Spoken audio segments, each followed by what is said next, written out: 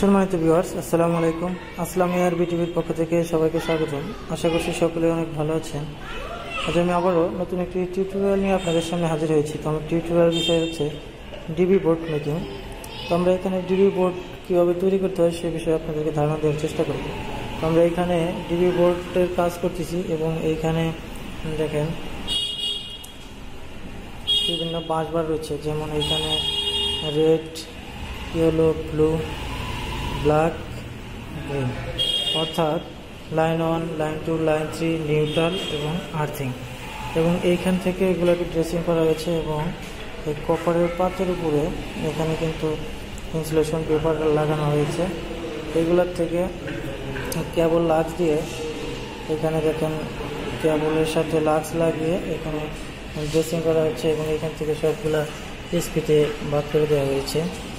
এখানে বিভিন্ন কেবলগুলো এখানে স্পিডের সাথে কানেক্ট হয়েছে এবং এখানে মেইন হিসাবে আমরা এটাকে রেখেছি, এটা হচ্ছে MCCB, malted case circuit breaker.